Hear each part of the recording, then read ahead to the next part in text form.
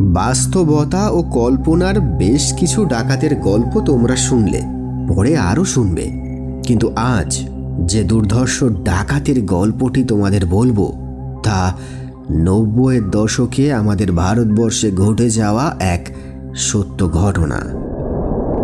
সময়টা ছিল প্রায় ৫০ বছর আগের এক রৌদ্র উজ্জ্বল নিরীহ দুপুর।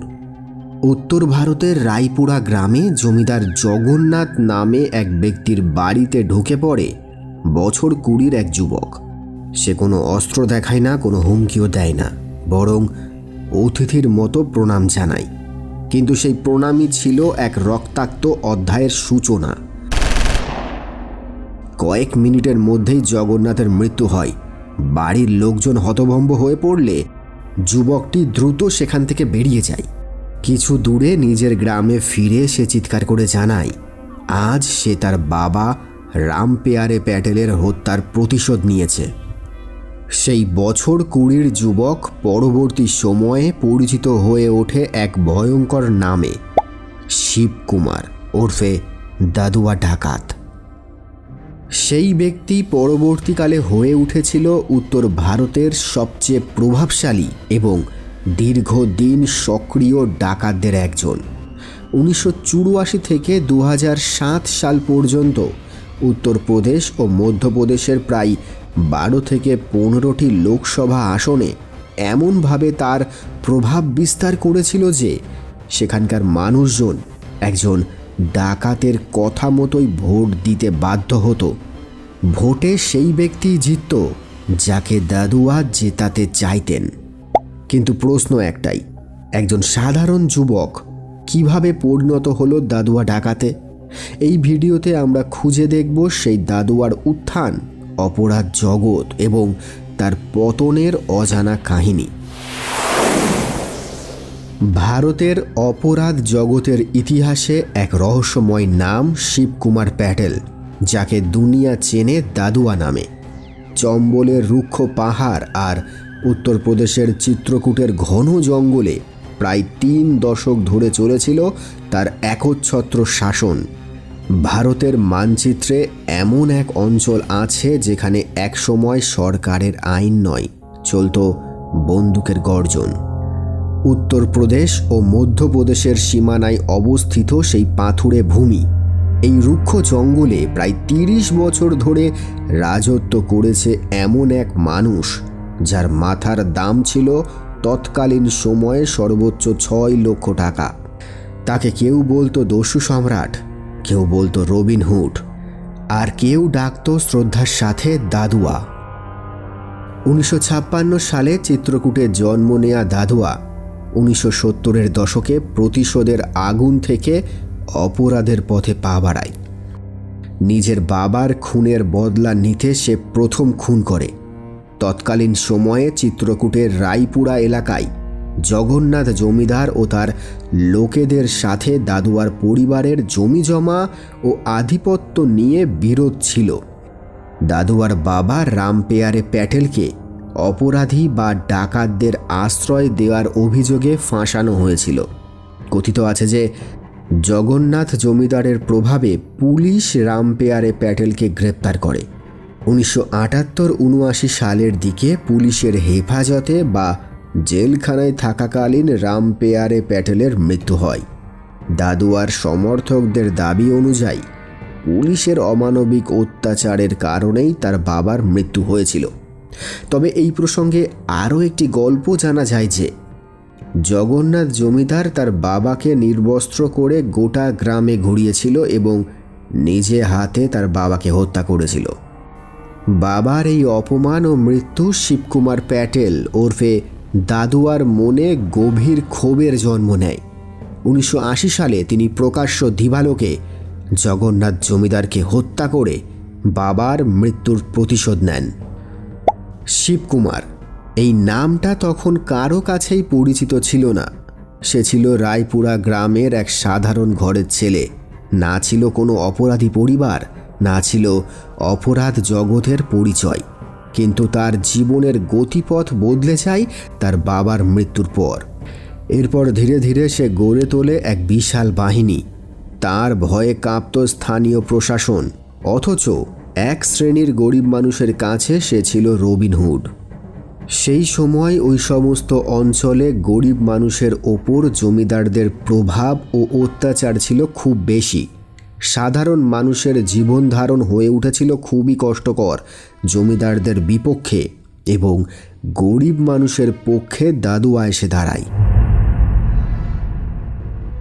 বাবার মৃত্যুর পর সে বিহারে পালিয়ে যায় এবং 1982 সালের মধ্যে নিজের একটি দল তৈরি করে ফেলে। মৃত্যুর আগে পর্যন্ত দাদুয়ার নামে 400টি মামলা জড়িত ছিল, যার মধ্যে 200টি ডাকাতি, অপহরণ এবং 150টি খুন। শিবকুমার থেকে দাদুয়া হওয়ার রাস্তাটা সহজ ছিল না। জঙ্গল আর বন্দুকের পাঠ নিতে সে হাত মিলিয়েছিল তৎকালীন কুখ্যাত দস্যু গয়া প্রসাদ কর্মীর সাথে। কিন্তু দাদুয়ার আসল মেন্টর বা গুরু ছিল রাজা রাগলি। রাজা রাগলির অধীনে থেকেই সে শিখেছিল কিভাবে পুলিশের চোখে ধুলো দিয়ে বছরের পর বছর ধরা ছোঁয়ার বাইরে থাকা যায়। এখানে ডাকাতির সাথে সাথে দাদুয়া তেন্দুপাতার কারবারও শিখে যায়। 1983 সালে এক এনকাউন্টারে রাজা রাগলি পুলিশের গুলিতে মারা যায় ও গয়া কুর্মী আত্মসমর্পণ করে। তখন দাদুয়া ডাকু সুরজ ভানের সাথে দল চালাতে থাকে। 1984 সালে ডাকু সুরজ ভানের গ্রেপ্তারির পর দাদুয়া নিজের মতো করে দল চালনা শুরু করে। দাদুয়া বুঝেছিল শুধু বন্দুক দিয়ে রাজত্ব হয় না, রাজত্বের জন্য লাগে তথ্যের জাল আর জাতপাতের সমীকরণ। গুরুর দেয়া সেই শিক্ষাই দাদুয়াকে পরবর্তী 30 বছর বুন্দেলখণ্ডের অঘোষিত সম্রাট বানিয়ে রেখেছিল। তার সন্ত্রাসের রাজত্ব চিত্রকূট থেকে ঝাঁসি এবং মধ্যপ্রদেশের জব্বলপুর পর্যন্ত ছড়িয়ে পড়ে। তেন্দুপাতার ব্যবসায়ীদের কাছ থেকে দাদুয়া বড় অঙ্কের টাকা নিত। দাদুয়ার চোখকে ফাঁকি দিয়ে জঙ্গল থেকে একটা তেন্দুপাতার তোলার অনুমতিও ছিল না।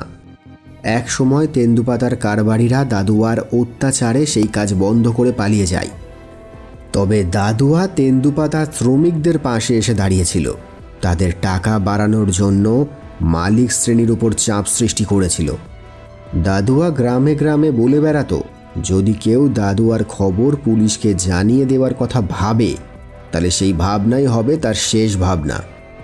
তারিখটা ছিল 1986 সালের 19 জুলাই।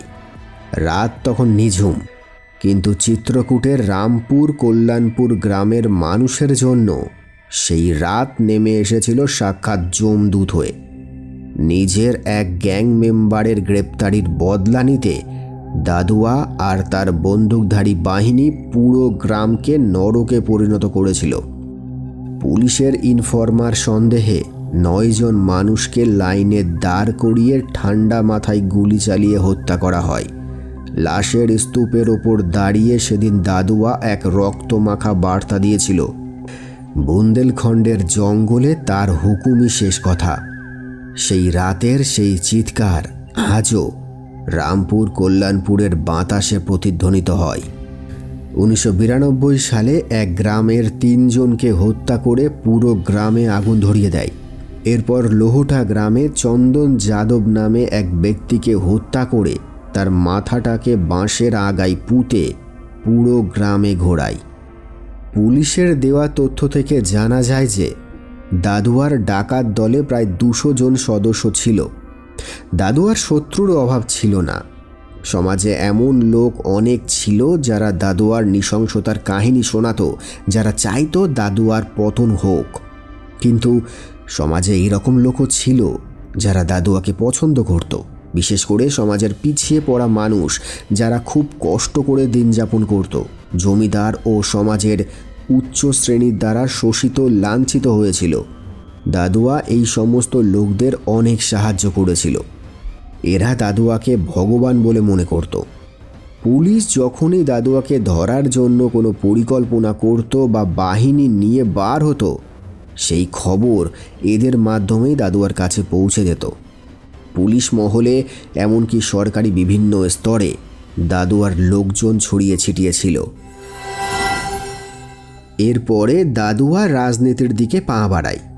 রাজনীতিতে ঢুকে দাদুয়া জাতিবাদের আশ্রয় নেয়। সে নিজে জাতিতে ছিল কুর্মি প্যাটেল।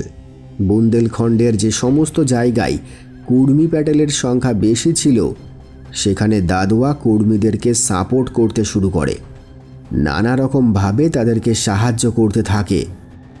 যে কোনো সরকারি কাজ হোক বা অন্যান্য কাজ, সেখানেই দাদুয়া প্যাটেলদেরকে নিয়োগ করতে থাকে বা তাদেরকে সুবিধা পাইয়ে দিতে থাকে। দাদুয়া এটা বুঝে গিয়েছিল যে রাজনৈতিক স্তরে বা সরকারি স্তরে যদি তার নিজের পছন্দের লোকেরা থাকে তাহলে পুলিশ তাকে ছুঁতে পারবে না। সেই সময় সমাজবাদী পার্টির নেতা ছিল মুলায়ম সিং যাদব। মুলায়ম সিংয়ের বিপক্ষে ছিল মায়াবতী। কুর্মি জাতিকে পাশে পাওয়ার জন্য মায়াবতী দাদুয়ার সঙ্গে যোগাযোগ রাখত। 2002 সালের বিধানসভা ভোটে দাদুয়ার ভাই বালকুমার প্যাটেল মায়াবতীর দল বহুজন সমাজবাদী পার্টির থেকে ভোটে দাঁড়ায়, কিন্তু তিনি ভোটে হেরে যায়। 2002 সালে দাদুয়ার ছেলে জেলা পরিষদের ভোটে জয়লাভ করে। তবে জানা যায় দাদুয়ার ছেলেকে ভোটে জেতাবার মূল কারিগর দাদুয়া নিজেই। তিনি সমস্ত এলাকায় এটা বলে দিয়েছিলেন যদি কেউ তার ছেলেকে ভোট না দেয় তবে তাকে গুলি করে হত্যা করা হবে। রাজনীতি আর অপরাধের এক অদ্ভুত গোলকধাঁধা ছিল দাদুয়া আর মায়াবতীর সম্পর্ক। অনেকে বলতেন দাদুয়ার আঙুলের ইশারা ছাড়া বুন্দেলখণ্ডে হাতি চলত না।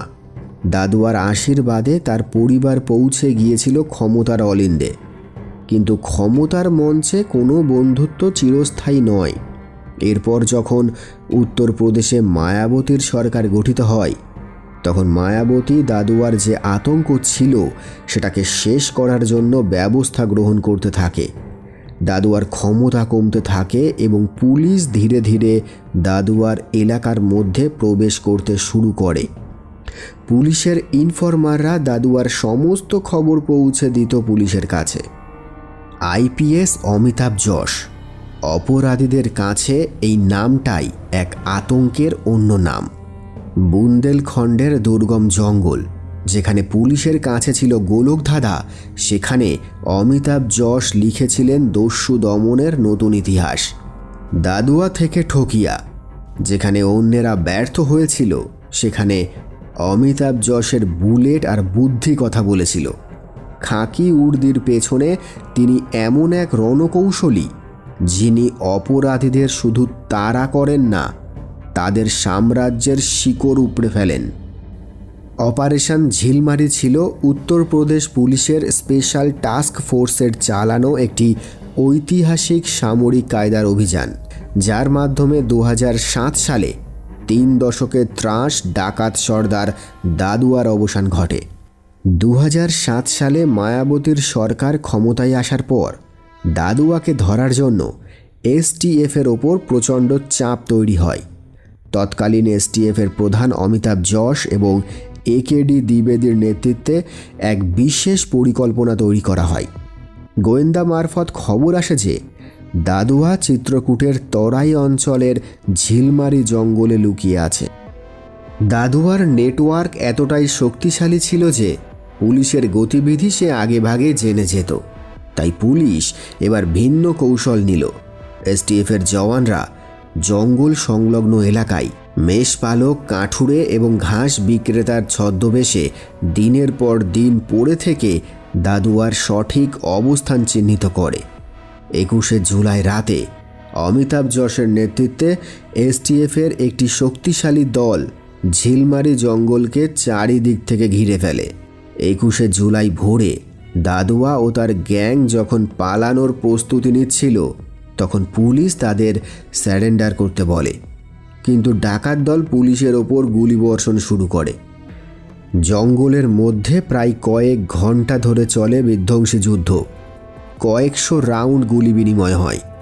দাদুয়া এবং তার সঙ্গীরা AK-47 ও অন্যান্য অত্যাধুনিক রাইফেল দিয়ে পুলিশকে রুখে দেওয়ার চেষ্টা করে, কিন্তু এসটিএফের সুশৃঙ্খল আক্রমণের মুখে তারা টিকতে পারেনি। শেষে দাদুয়া ওরফে শিবকুমার প্যাটেল সহ তার গ্যাংয়ের 5 জন শীর্ষ ডাকাত পুলিশের গুলিতে নিহত হয়। দাদুয়ার মৃত্যু হয়েছে কিনা তা নিয়ে শুরুতে কিছুটা সংশয় ছিল, কারণ সে খুব কম মানুষের সামনে আসতো। কিন্তু পরে উদ্ধার হওয়া দেহের পরনের জামা কাপড় এবং তার পরিচিতদের মাধ্যমে নিশ্চিত করা হয় যে দাদুয়া আর নেই। এই সাকসেসফুল অপারেশনের জন্য এসটিএফের পুরো টিমকে তাদের পছন্দ মতো জায়গায় পোস্টিং নেওয়ার সুযোগ দেওয়া হয়। কিন্তু এর মধ্যে ঘটে যায় আর এক ঘটনা। দাদুয়ার মৃত্যুর ঠিক পরপরই আর এক ত্রাস ঠকিয়া এসটিএফের উপর হামলা চালিয়ে 6 জন জওয়ানকে হত্যা করে। তখন অমিতাভ যশ ও তার বাহিনী প্রতিজ্ঞা করে যতক্ষণ না তারা ঠকিয়াকে হত্যা করছে ততক্ষণ তারা এই এলাকা ছাড়বে না। এরপর 2008 সালে এসটিএফ ঠকিয়াকে এনকাউন্টারে শেষ করে। দাদুয়ার মৃত্যুর পরেও দাদুয়ার পরিবার রাজনীতির সঙ্গে যুক্ত আছে। 2009 সালে তার ভাই সমাজবাদী পার্টির টিকিটে সাংসদ হয়। 2012 সালে দাদুয়ার ছেলে সমাজবাদী পার্টির টিকিটে বিধায়ক হয়। 1992 সালে একটা এনকাউন্টারে দাদুয়া খুব কষ্টে বেঁচে গিয়েছিল। সেই সময় দাদুয়া প্রতিজ্ঞা করেছিল যে সে একটি মন্দির নির্মাণ করবে। দাদুয়া নিজেই মন্দির উদ্বোধনের সময় উপস্থিত ছিল। পুলিশ তাকে মন্দির চত্বরে যে মেলা চলছিল সেখানে খুঁজে বেড়াচ্ছিল, কিন্তু দাদুয়া ছদ্মবেশে মন্দিরে প্রবেশ করে কখন বেরিয়ে যায় তা পুলিশ বুঝতেই পারে না। উত্তরপ্রদেশের ফতেপুর জেলার ধাতা ব্লকের নরসিংপুর কাবরাহা গ্রামে রাম জানকী মন্দির তৈরি করেছিলেন। 2016 সালে দাদুয়ার ভাই ও পরিবারের সদস্যরা এই মন্দির প্রাঙ্গণে দাদুয়া ও তার স্ত্রীর মূর্তি স্থাপন করেন, যা বর্তমানে দাদুয়া মন্দির হিসাবে পরিচিত। নমস্কার বন্ধুরা, আমি শুভজিৎ। ভিডিওটি তোমাদের কেমন লাগলো সেটি তোমরা কমেন্টের মাধ্যমে আমাকে জানাতে পারো। আর তোমরা যারা এখনও সাবস্ক্রাইব করোনি তারা প্লিজ চ্যানেলটাকে সাবস্ক্রাইব করে দিয়ে আমার সাথে থেকো। আবার ফিরে আসবো আরও একটি নতুন ভিডিওর সাথে। ভালো থেকো, সুস্থ থেকো এবং ক্রিয়েটিভ সোলের সাথে থেকো। ধন্যবাদ।